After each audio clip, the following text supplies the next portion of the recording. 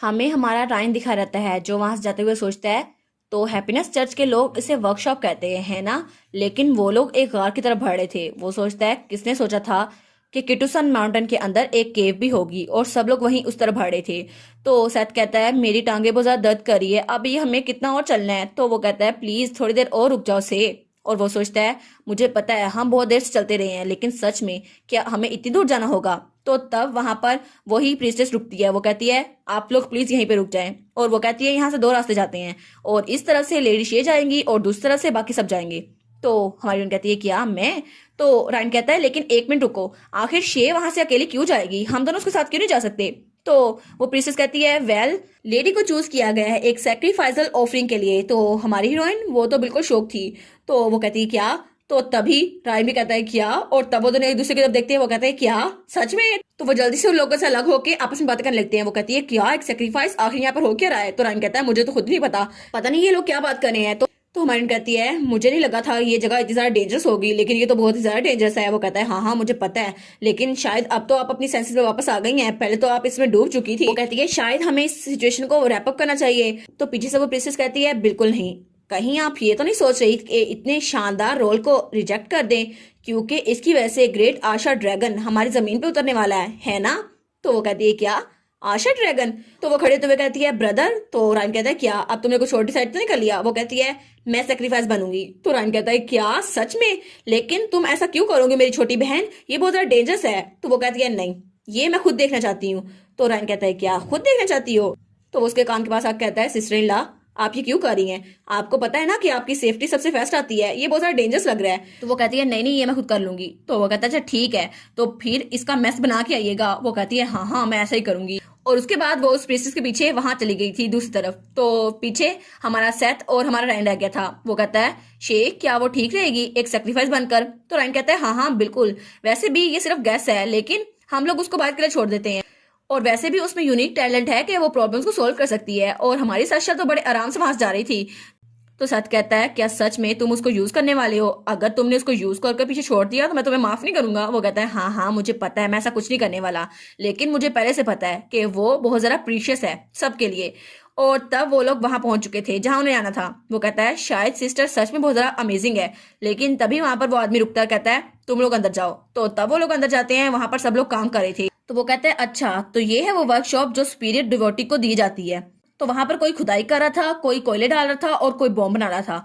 तो तब वो आदमी वहां कहता है सब लोग यहाँ पर फोकस करो, हमारे पास प्रोडक्शन कोटा खत्म करने के लिए टाइम नहीं है, इसलिए सब लोग काम पर वापस चले जाओ वरना तुम लोग को बाहर भेज दिया जाएगा। तो रायन सोचता है ये स्ट्रॉन्ग स्मेल, ये तो सल्फर की है ना, तो शायद ये एक बॉम्ब फैक्ट्री है, लेकिन यहाँ पे बॉम्ब बनाया क्यों जा रहा है। तो सेथ उसने भी अपना नक बंद कर लिया था। वो कहता है ये लोग ये क्यों कर रहे हैं। तो वो आदमी कहता है ऑल राइट अब तुम लोगों को भी काम करना होगा, इसलिए इस बैरल की तरफ जाओ और इस कंटेंट को फिल करो। और वो वाक्य से कहता है ओए तुम लोगों की मूवमेंट थोड़ी स्लो है, जल्दी काम करो। तो सच कहता है कि ये सल्फर नहीं है, लेकिन सच में ये लोग कंट्री में कर क्या रहे हैं। तो वो कहता है मेरे पास भी इसको कहने के लिए कोई अल्फाज नहीं है, पता नहीं ये लोग क्या कर रहे हैं। तो तब सच कहता है तुम्हें नहीं लगता कि कोई भी ऑर्डिनरी कल्ट मेंबर ऐसा नहीं लग सकता, और वैसे भी इतने बड़े स्केल पर, ऐसा लगता है ये लोग या तो जंग की तैयारी कर रहे हैं या फिर स्मगलिंग की। तो वो कहता है हाँ शायद ये काफी होगा, मुझे लगता है शायद अब से ये इनफिल्ट्रेशन ऑपरेशन नहीं है, ये एक अरेस्ट ऑपरेशन है, इसलिए अब हमें इसका काम करना होगा। वो कहता है लेकिन तुम अकेले क्या करोगे, अब तो तुम्हारे पास कोई और भी नहीं है, और यहाँ पे तो रूम यूजर भी हैं। वो कहता है हाँ हाँ लेकिन मैंने ही पहले अपने लोगों से कह दिया था कि जब मैं उनको ऑर्डर दूं ना तो वो लोग माउंटेन के नीचे आ जाएं, और अभी तक तो वो कीटो माउंटेन आ भी गए होंगे। तो वो कहता है क्या कीटो माउंटेन। वो कहता है लेकिन फिर भी अगर मैं यहाँ से चला गया तो इस जगह पे थोड़ी कमोशन हो जाएगी, उसको तुम्हें संभालना होगा सेथ। और वो तो चमक रहा था। वो कहता है तो मुझे लगता है सारा काम आप संभाल लेंगे प्रिंस नासर। तो नासिर कहता है क्या मैं संभालूंगा, कहीं तुम मुझे धोखा तो नहीं देने वाले। वो कहता है तुम्हारी हिम्मत कैसे हुई फेया फैमिली के हीर के साथ ऐसे बात करने की, क्या सच में तुम शुरू से ये प्लान कर रहे थे। वो कहता है नहीं नहीं ये तो अचानक प्लान बन गया, आपको फिक्र करने की जरूरत नहीं है, वैसे भी मेरा प्रिंसिपल है सारे कार्ड्स को यूज करना, आप भी तो एक कार्ड ही हैं। तो तब सब लोग उनको देख रहे थे। वो कहते हैं क्या हो रहा है यहाँ पर। वो कहता है वैसे भी हमारी सेकंड शिया उनको तो सेक्रीफाइस के लिए लेके जाया जा रहा है ना, तो अब मेरे पास सिर्फ तुम ही बचे हो। तो सच सोचता है ये अनोइंग ब्रैट ये मेरे साथ ऐसा क्यों कर रहा है। और दूसरी तरफ सीन चलता है और हमें सर आइजक और मिरी वहां जाते हुए दिखाए जाते हैं। तो मिरी कहता है सर आइजक क्या सच में जो इन डॉक्यूमेंट्स में लिखा है सच में सच है।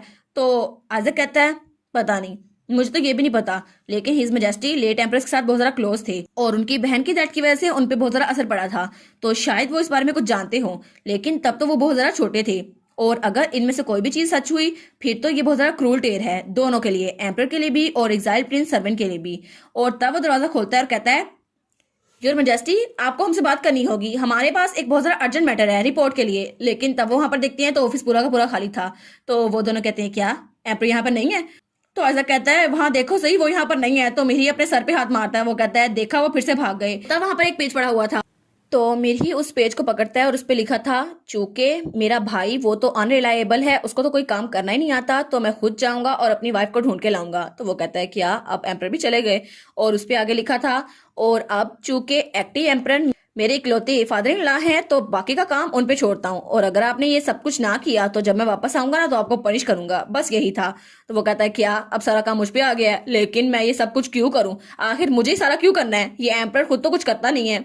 और फिर वो कहता है, इसलिए क्योंकि किटोसन माउंटेन के अंदर आशा कॉन्टिनेंट में सबसे अहम काम होने वाला है और हमें उसको खुद देखना है, इसलिए सारी तैयारी सब कुछ मुकम्मल करो और सारा काम तुम लोगों के ऊपर ही है।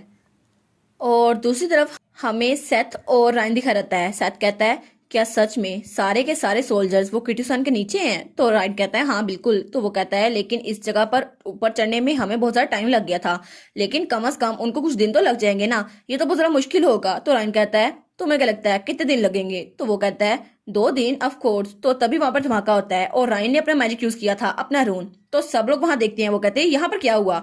तो रायन उठता हुआ वहां से जाता है और कहता है, 1 घंटा, मेरे लिए तो बस 1 घंटा ही काफी है। और तब वहां पर कोई कहता है, 1 मिनट रुको, अभी जो आदमी यहाँ से गया वो कौन था? ये तो एक रून यूजर था ना। तो वहां पर जो आदमी उनको गार्ड करा था वो कहता है, 1 मिनट रुको, सब लोग चुप हो जाओ, अपनी अपनी जगह पर चुप हो जाओ। और दूसरा कहता है, प्लीज तुम लोग पैनिक ना करो, अपने काम पे ध्यान रखो, एक बिलीवर को डिस्टर्बेंस की वजह से थोड़ा काम है, इसलिए वो यहाँ चला गया। लेकिन तभी सैथ उसको हिलाता है और कहता है, ओए, क्या थोड़ी देर के लिए मुझे तुम्हारे कपड़े मिल सकते हैं? वो कहता है, क्या? तो तब वो उसके सर पे शोल मारता है और वो आदमी बेहोश हो गया था। वो सोचता है, ये तो अच्छे से काम करता है जब मैं इसे मिमिक करता हूँ, क्योंकि मेरे साथ साशा ने भी तो यही किया था ना, तो सब लोग उसको देखते हैं। तो तब वो अपना माना यूज करता है और फिर से वो अडल्ट बन गया था। वो कहता है, फैजा के लोगों, सब लोग सुनो, ये जगह बहुत ज्यादा डेंजरस है, इसलिए तुम लोग को ये जगह छोड़ के अभी के अभी जाना होगा। अगर तुम लोग को जिंदा रहना है तो प्लीज मेरी बात सुन लो। तो सब लोग कहते हैं, क्या आपकी बात? और दूसरी तरफ हमें वही प्रीसेस दिखाई जाती हैं जो कहती हैं, प्लीज आप इस तरफ आएं। और वहां पर एक बात हाउस था, तो वो कहती हैं, हमें आल्टर जाने से पहले यहाँ पर आपके कपड़े चेंज करवाने होंगे। तो हमारी कहती है, क्या? लेकिन ये करना जरूरी है? वो कहती है, हाँ हाँ बिल्कुल, आपके कपड़े बहुत ज्यादा गंदे हो गए ना, इसलिए। तो हमारी कहती है, फिर भी। तो वो कहती है, प्लीज आप थोड़ा स्टिल रहिए। तो तब वहां पर बहुत ज्यादा धमाका होता है क्योंकि हमारा रायन वहां चला गया था। तो वो प्रिंसेस कहती है, क्या? तो हमारी कहती है, ओ ये तो रून मैजिक था, है ना? ऐसा लगता है रायन ने अपने विंड मैजिक को यूज किया है। क्या ये सर रायन ही थे?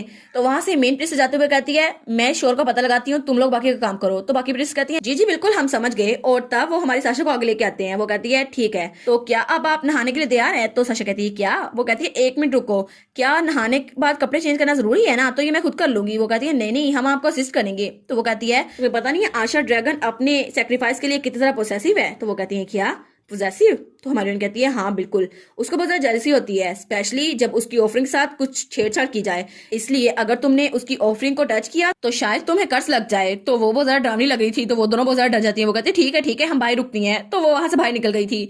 तो हमारी बहन कहती है, ये तो बड़ा ईजी था, बस इनको डराना था। तो तब वो वहां बैठते हुए सोचती है, क्या सच में? मुझे तो लगा था मैं पकड़ी जाऊंगी, लेकिन वो सोचती है, ये जगह ये तो बहुत ज्यादा छोटी है, यहाँ पर तो सिर्फ एक बाथटब है और उसके अलावा कुछ भी नहीं है, तो शायद ये जगह सिर्फ बात के लिए इस्तेमाल की गई है और सिर्फ अभी बनाई गई है। चलो मुझे कपड़े भी तो चेंज करने हैं। तब वो वहां ड्रेस को देखती है, वो कहती है, क्या? तो तब वो उन मेड्स के पास आती है, कहती है, एक्सक्यूज मी।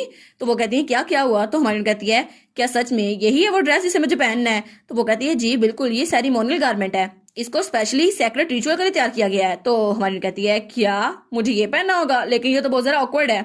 और दूसरी तरफ हमें एक जगह दिखाई जाती है जहां पर अगरबत्ती का धुआं निकल रहा था और वहां पर बहुत ज्यादा लोग थे। तो वो कहता है, यही है वो जगह जहां पे कॉन्वेंट ऑफ द बिगनिंग होने वाली है। और वहां पर हमारा टोमा पहुंच चुका था। तो उसके पीछे वाला आदमी कहता है, मिस्टर टोमा ड्यूकन, हम आपको आल्टर में ले आए हैं, यहाँ पर आशा ड्रैगन के लिए एक सेक्रीफाइस दी जाएगी, जिसकी वजह से आशा ड्रैगन यहाँ पर आएगा। और आप बहुत ज्यादा लकी है कि आपको अच्छी जगह से ये देखने को मिल रहा है। वैसे भी हर साल जो इस चीज को अटेंड करते हैं वो चाहते हैं हर बार यहाँ पर आए। तो वो कहता है, अच्छा, तो ये लोग डिसेंट सेरेमनी की बात कर रहे थे। तो ऐसा लगता है हाई ऑफिशियल फैजा के सब लोग इस चीज को जानते हैं, लेकिन फिर भी इसके साथ डिससेटिस्फाई नहीं है।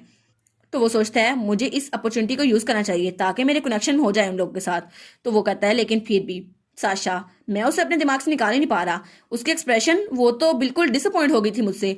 अगर उसके एक्सप्रेशन चेंज ना हुए और वो मेरे बारे में गलत सोच रही हो, लेकिन क्या मैं दोबारा उससे मिल पाऊंगा? लेकिन अगर मैं उससे दोबारा मिल पाया तो क्या वो मुझ पर यकीन करेगी? क्योंकि वो फैजा वार हीरो की बेटी है, वो तो मुझसे नफरत करेगी ना और मुझे अपोज करेगी। वो कभी भी मेरे साथ नहीं होगी। और सिर्फ यही एक चीज, मैं सिंपली इसको निग्लेक्ट नहीं कर सकता। लेकिन तभी उसे कोई बुलाता है यूजिन। तो तब उसके पीछे कोई खड़ा था। वो कहता है क्या सच में तुम उस लड़की की वजह से अंधे हो गए हो कि अपनी माँ को भूल गए हो? तो वो कहता है क्या? तो वो पीछे मुड़ के देखता है तो वहां पर कोई नहीं था। वो कहता है यहाँ पर तो कोई था ना। तो वो आदमी कहता है मिस्टर टोमा क्या हुआ? वो कहता है क्या आप ठीक तो हैं? तो यूजिन बहुत ज्यादा घबरा गया था। वो कहता है मुझे लगा था अभी यहाँ पीछे कोई था, लेकिन यहाँ पर कोई नहीं था। तो तब उसका साथी कहता है जी आल्टर बहुत ज्यादा सेक्रेट है ना, इसलिए लोगों को लगता है कि यहाँ पर कुछ है, लेकिन ऐसा कुछ भी नहीं है। एनर्जी यहाँ पे गैदर होती रहती है। तो तभी वो वहां पर देखता है तो वहां पर हमारी हीरोइन कुछ मेट्स के आगे चलती हुई आ रही थी। वो कहता है क्या? तो हमारी हीरोइन ने वही ड्रेस पहना हुआ था और वो थोड़ी सैड लग रही थी। तो हमारा हीरो कहता है क्या ये यहाँ पर क्या कर रही है? तो वो आदमी कहता है हर साल एक लाल बालों वाली लड़की का सेक्रीफाइस किया जाता है ड्रैगन के लिए, ताकि आशा ड्रैगन यहाँ पर आ सके।